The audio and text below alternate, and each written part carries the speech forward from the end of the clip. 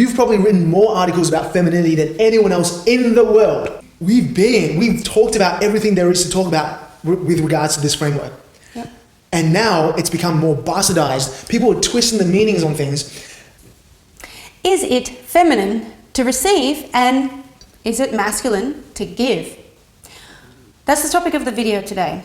And I've noticed in the last few years that there's more and more women coming up with this, I don't know if coming up is the right word.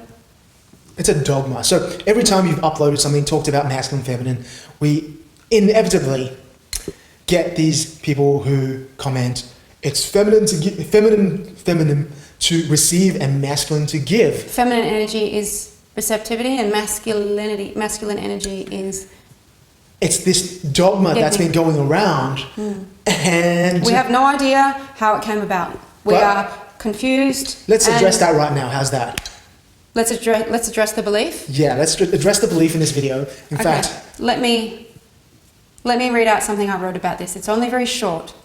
Ladies, if you think men are givers and women are receivers, or that it's feminine to receive and masculine to give, then never buy another birthday or Christmas present again. Also, when paying for your groceries, tell the cashier, nah, I'm feminine, I'm here to receive. When a good-looking man asks for your number, don't give it because, hey, that's too masculine. Oh, also, when and if you find yourself married and the postman comes to the door with a delivery, make sure you hastily push your husband out of the way and say, no, you stay in your masculine, I have to receive the postman's parcel. When and if you have children, don't ever cook and give them any food. How masculine.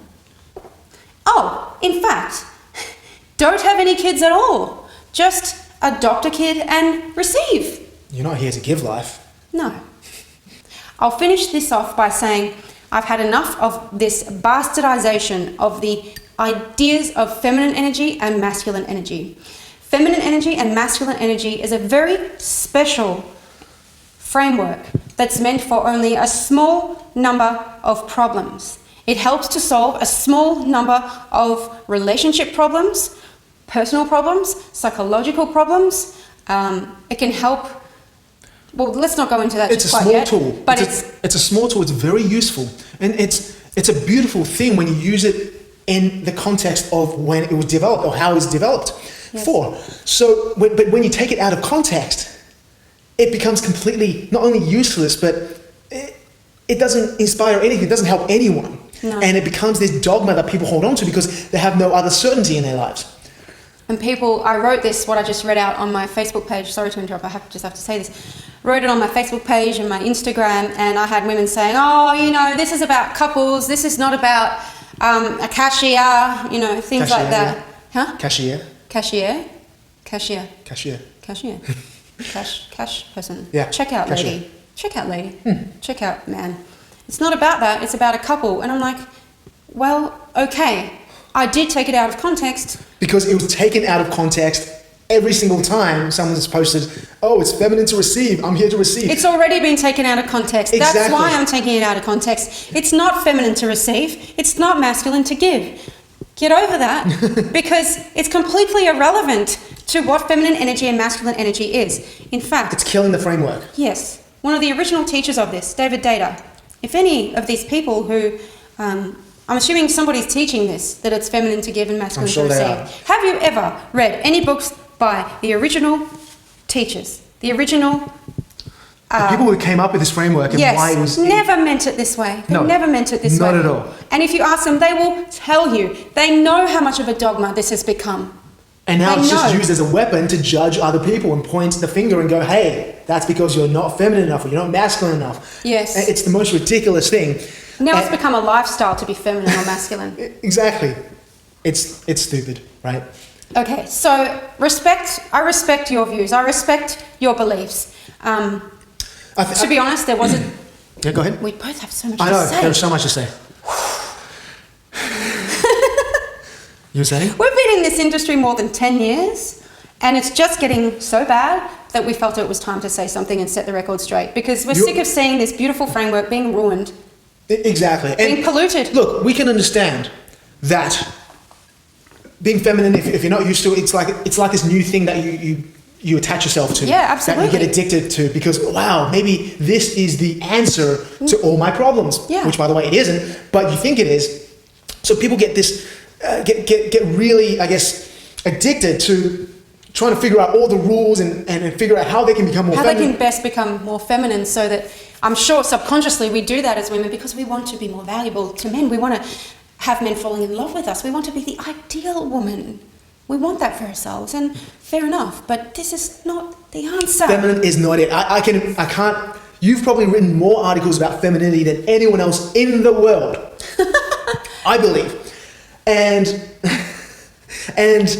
we've talked about everything there is to talk about with regards to this framework. Yep. And now it's become more bastardized. People are twisting the meanings on things because I think people are doing it because they want to sound smart. They want to lead people to their own little promised land. Yeah, I think actually this framework it's teachers who really, for some reason, adore this framework of feminine and masculine, and they want to market their own products that way. They want to sell their... You mean single people? I know. If you're in a relationship for a long time, you start to understand, oh, okay. Yeah. You start to see the limitations of this framework. Yes. At the end of the day, there are two things that matter, attraction and connection. We talk that all the time. And to be in your feminine, you don't have to do anything. If you're a woman, chances are, all you need to do is to relax into your feminine. Don't try to be anything, but rather start to... And don't try to have rules for men about giving. Yeah, exactly. Just relax into your feminine, and you start to relax more into that feminine nature that you inherently have. Yeah. You don't have to have any rules. In fact, people get so, people go, some of the responses on this post was women getting kind of a little bit, I guess, frustrated, going, oh, that's not very feminine to express your point with a bit of frustration. Yeah. Which is ridiculous. I think there was a couple of people, at least, who really didn't like the mocking tone I had, but... Because being feminine, it has nothing to do with being nice or being polite, nothing. And They're being warm all the time. Exactly. You can be feminine and be a bitch. You can be a feminine and be an arsehole. That's okay. And you can be feminine and be frustrated. Exactly. And in fact, the more you express, the more you're in touch with that feminine. Yep. And the more you hold down the things that you're not expressing, the more you're blocking that feminine energy. And you can be feminine and be angry. Exactly. And that's okay. It's, part of life. This movement of femininity and elegance and classiness and all that. Oh my gosh. I actually wrote an article back in 2010 on the feminine woman, how to be a classy woman, and it was, it was just, I can't even remember exactly how I did it, but it was just like, I completely contradicted myself. I gave one rule and then gave the opposite. Yeah, That's what I did. One. So it's like, wear a skirt. Don't wear a skirt. Things like that. It was obviously 10 years ago. Make you think. Make you think. Stop having these rules. These rules are not helping anyone. And they're killing this framework. Yeah. Can I just say something though? Can I just say something about the feminine energy idea and the desire that a lot of us women have to attach to it? Because I've been there. In fact, I am the founder of thefemininewoman.com back in 2009.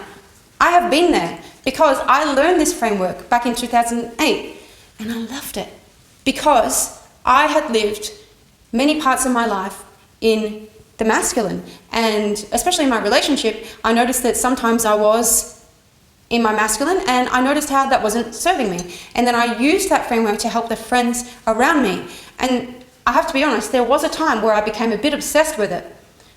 But very quickly the universe kind of slapped me in the face and made me realize, you know what? We have to grow beyond that. Exactly. No more obsessing about this. Let's accept the fact, let's have the humility to accept the fact that I am also masculine. And you learn deeper levels of truth. Yes. You get deeper and you go, oh, I see how it's benefiting. I see how there are limitations to this framework, just as there are to every single framework. And it's okay for women to be masculine. It's okay to be in their masculine.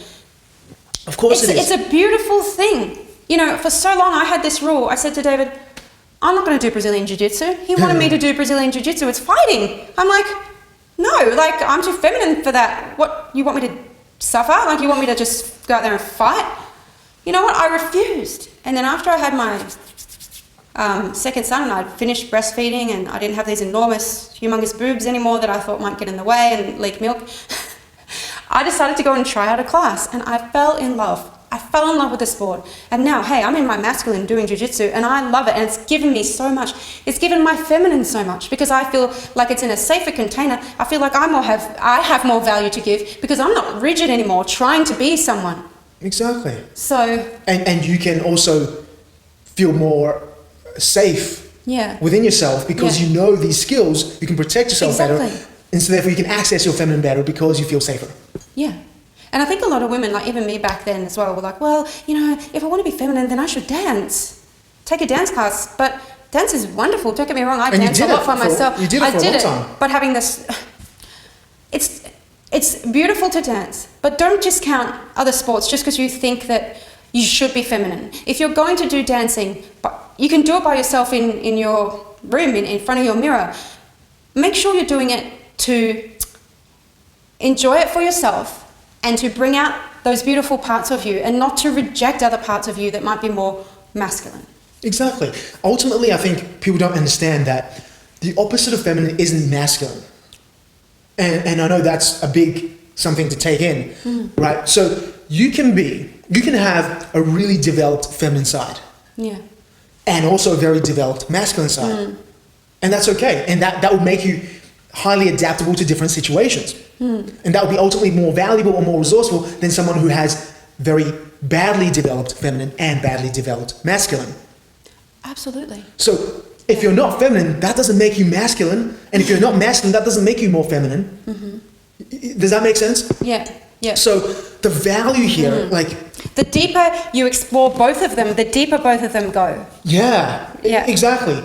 And there's value in both. There's value in both. You're always going to have a center of gravity. That's mostly dictated by your biology. Yeah. But if I couldn't access feminine, I could not do the work that I do, for the most part. And you couldn't be the father that you are. Exactly. You know, before we had kids, I thought to myself, yeah, I'll be the nurturer. That's my role. Of course. I mean, I'm the woman, right? I'm the feminine one. But you know what? He's actually capable of nurturing. He may not do it in the way I do. He doesn't have my extremely sensitive skin and the breast that I have to breastfeed. But boy, is he good at nurturing. And my sons respond to him. And you know what? If I went away for some reason, which I never have, let's just say I died, he would do a great job of nurturing my kids because he cares about it. And it's okay that he does that. Yeah. And that's a lot of value for them. Huh? That's a lot of value for the kids. Yeah, and they respond to you. Exactly. If I need to be masculine, if I need to challenge them, I will. If I need to, sit down and be softer, I will do that as well. Yeah. There's no one rule that I need to abide by in order for me to feel like, oh, I'm enough, I'm masculine enough today. Not at all. You adapt, you move, you change, you become resourceful under different conditions in different contexts. Exactly. And you know what? If David and I had more family resources, if we had parents that cared about us, I mean, I haven't had a phone call from my father in 12 years, something like that. My mother, no interest in my family or my kids. Similar deal on his side. If we had resourceful, none of us have brothers or sisters. I have half ones, but hey, that's a long story. We won't go into that. If we had more family around us, sure, he may not have to do as much of the nurturing. He'll have way more time to spend on the business. But because we are in the environment we are in the situation that we are in, I am blessed and I accept the fact that it's okay for David to step up and do that job if the situation calls for it. So what we're saying is don't let the dogma get in the way of you responding to what is needed. Exactly. Because that's what's more important. That's where the value is. And plus, I wouldn't give up my job as a dad. Yeah. Not at all. These are my kids. Yeah. So that's what's most important to me. And I will add the value that I can to them because I know that they grow up so fast and, that's the only thing that really matters at the end of the day. The kids, you mean? Yeah, the kids. You're born with the kids, yeah. Exactly. So, at the end of the day, Don't hold on to this idea of feminine and masculine. Yeah. It's nothing to hold on to. It's an empty promise. Yeah. There's nothing inside. So let's give them some answers then. Some people might be thinking, here's how this framework actually serves. Okay, if you've conditioned yourself, if you've been let's say a highly powered CEO, lawyer, whatever it is, your whole life, and you're 40 years old and you're single, and you wonder why are men not attracted to me? Why are they seem to be intimidated by me? Or what is going on? Why can't I attract a man? Then it's good to use this framework to go, oh, you know what? My life is organized in a way that has been all about results, all about deadlines, all about these highly pressured situations. I've never gotten a chance to relax, to appreciate, to connect deeper in those emotions. In fact, I've had so many emotions that have been pushed down in these 20 years of doing whatever it is I've been doing. Because in those environments, you have to push your emotions down. of course, especially as a woman. Yeah, as a woman. So then you may want to go, okay, maybe in order to get in touch with my feminine, I need to look at the rules that I have, maybe stop that field of work for a little while. Prioritize love and relationships. Yeah, and get in touch with all the emotions that you've pushed down for 20 years. Yeah. And you'll find that you'll naturally get more into your feminine if you can start that process. Now, it's not always easy because you've reinforced that behavior, that masculine habit for so long. Yeah. So it's useful to look at the feminine and the masculine and go, oh, yeah, I see. I've been living my life in the masculine even though I'm a feminine being. Yeah. So I need to make some changes here. Yeah. How do I do that? So then it's important, then it's useful to look at the traits, the characteristics of what it means to be feminine. Yeah. That is one scenario, one context in which this framework actually helps. Yeah. Do you want to give them some examples of what feminine energy does versus what masculine energy does? Well, number one, the feminine responds to praise. Yeah. Now, you know how that feels. You respond to that. Me as a man... I'm already smiling, I'm already hoping. Me as a man, I listen to that and go, yeah, I get it intellectually. I can never relate to that because I'm a man. That's so weird. Yeah, exactly. Whereas the masculine responds to challenges. Challenges. I dare you that you can't do this. Or I bet you can't do that. Challenges, right? So these inherent differences in the masculine and feminine, that's how you start to understand what this framework is all about. Yeah. You go, oh, I haven't been living in this side, this part of me needs to be heard, needs to be felt, needs to be to be seen. Yeah. Yep. That's where this framework shines. But when you use the labels of masculine and feminine to judge other people, and God help you. Well, that's that's what a lot of these post in.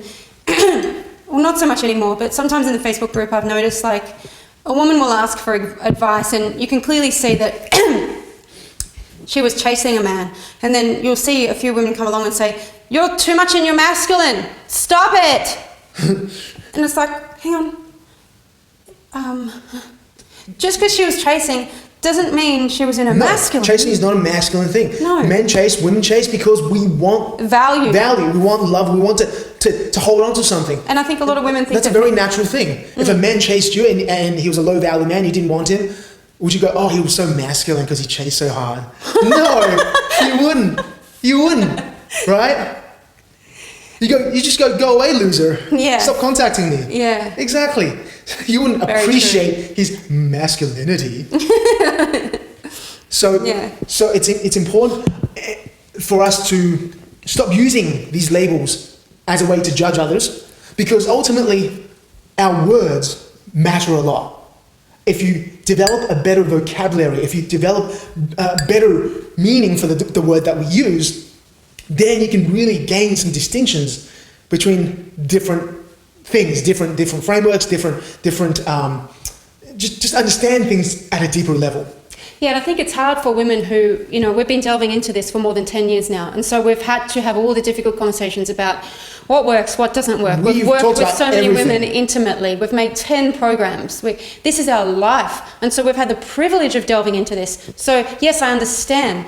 When you're feeling like you don't have direction in your dating life, when you don't know what to do, you will hang on to ideas, and that's okay. We're not here to scold anyone for hanging on to the framework. There are better ideas out there. What we want people to know is that there's many frameworks through which you can solve your dating problems. There are much better ideas out there. Like for one, focus on attraction and connection. These two things will get you much further than anything else. I can promise you that. Attraction and connection. Because there are plenty of very feminine women out there who some very high value men have zero interest in. Yeah, you can look perfect on the outside and be absolutely repulsive to be around. Plenty of examples of that. You can be very feminine and very boring. And especially if you buy into this idea that to be feminine means to be passive. Yeah. Yeah, passive. Yeah, so this framework has been completely bastardized, and I feel like it's our responsibility to defend and restore some of the original use for this framework and educate people on why it's so damaging for the whole community if people keep using these labels, these words in the inappropriate context. Yeah. Let me give you a couple of quotes. The beginning of wisdom is to call things by their proper names. Confucius. And also, if you want to achieve truth and understanding, we must choose our words wisely, by J.P. Morgan.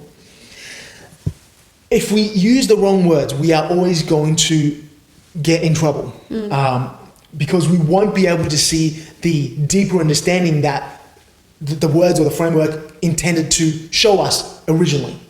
So I think it's very important that we use the right words in the right context. Yeah.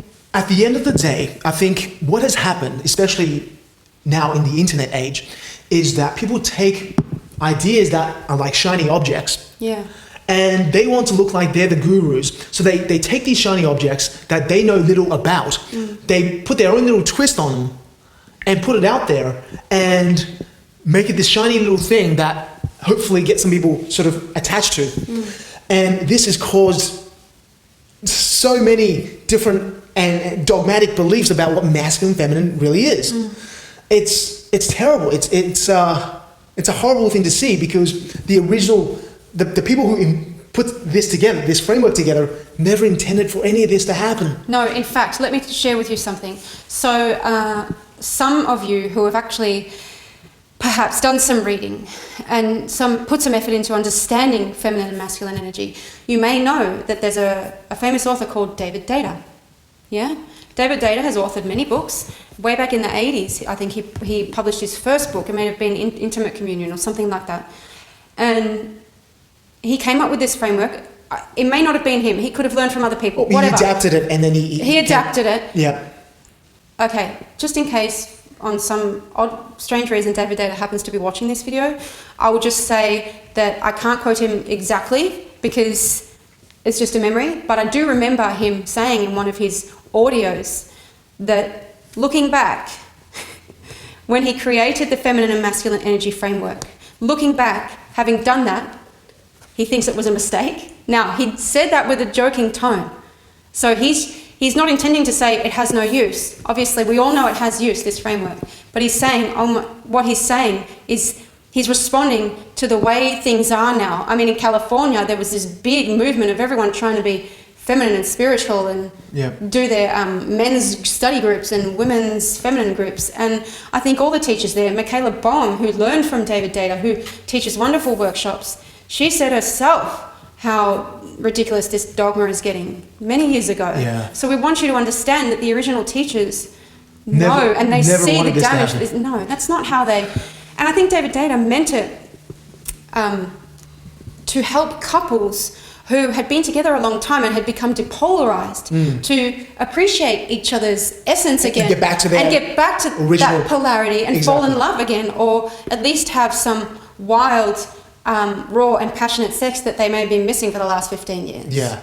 So but what has happened is all these, I'm going to call them intellectual looters on the internet, who's taken this idea and tried to make it their own little shiny object so that they can sell their courses or sell their coaching. Nothing wrong with selling coaching. Nothing wrong with it. Yeah. Except when you take rubbish, when you take something good and make it into rubbish. Yeah, it's just not helpful anymore. It doesn't help anyone. It bogs women down. You know, I see so many women that just kind of killing their chances of actually showing up high value with these ridiculous rules about not being too masculine, and you've got to be more passive. That's what feminine energy is, and you can't initiate because that's the man's job. You know, you would be in your masculine if you initiated. Well, tell me how masculine it is to drop your hanky, or to smile at a man, or to give a nice touch. That's initiating. It's not chasing, it's initiating, but am I masculine when I do it? No. Absolutely not. The more rules you have, the less feminine you'll show up, because you'll be frozen with all these rules and you're trying to figure out what the next thing to do is, and you can't be living in your spontaneous nature. And to be spontaneous is to be more in your nature, in your essence.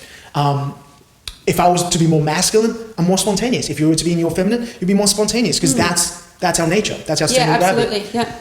So anyhow, I know we spent a lot of time talking. It's frustrating because I feel like these intellectual looters are destroying something that was actually beautiful, something that really helped people, and they made something great into something that's rubbish, and made it all shiny so that people really go, oh, that must be it. It's kind of like the term coach. I still remember Tony Robbins saying years ago how frustrated he was that the word coach has now been bastardized. Now everyone's a coach. Now everyone's a coach, and it's lost its impact. Yeah. It's lost its true meaning. Now everyone's a coach. Exactly. And I know people call us coaches, but we've never called ourselves coaches. Ever. We don't consider ourselves coaches. Not at all. We haven't actually done any private one-on-one coaching since 2017. Don't ask either. No. Okay. Anyhow, let's wrap this up. Is it feminine to receive? They're unrelated. Exactly, they're unrelated. Is it feminine to be passive? Unrelated. Is it? Man. What else? Is it masculine to chase? Is it masculine to chase? Again, unrelated. Unrelated. Chasing is human. Yeah, exactly. It's a human thing. You want value, you go after it. Yeah. Men and women do it in different ways, and I think ultimately the dance between the masculine and feminine starts off with banter.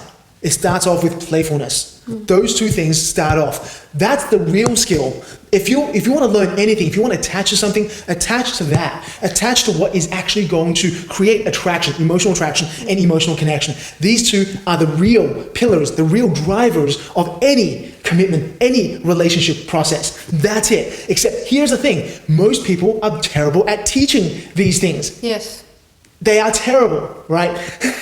So that's why we spent our time in the last 6-7 years, I don't know how long, teaching the skills of banter, of throwing pebbles, of all these little things that make the difference, rather than talking about femininity and masculinity, because it's... And this makes it enjoyable for you. So many women come to us in our group and say, thank you so much, David, because you've made me enjoy online dating. How much fun is this? Now I don't have to be like, okay, let's be feminine. Make sure that I'm doing it right, and everything should be okay. Yeah. You would enjoy every interaction you have, because that's what it's all about. Yeah, and you get to be more of yourself. Exactly. So if you're going to attach to anything, let's drop this feminine masculine thing. Let's just look at attraction and connection. Attraction and connection. That is what's real. That's what's real. And most people can't teach that. Especially when they're single themselves trying to teach relationship advice. We've been through it. Yep. Yeah. Anyhow, that's the point that I wanted to make. Yeah. Anything else to add? So we hope we didn't come across too dogmatic or anything. Oh gosh, I hope I wasn't in my feminine. Hope I wasn't in my masculine. Gosh, that would be terrible. Terrible image to put on the internet. Yeah. Gosh, I should be ashamed. Yeah. You should, David. All right, guys. Hope you have a lovely evening, and we'll talk to you soon.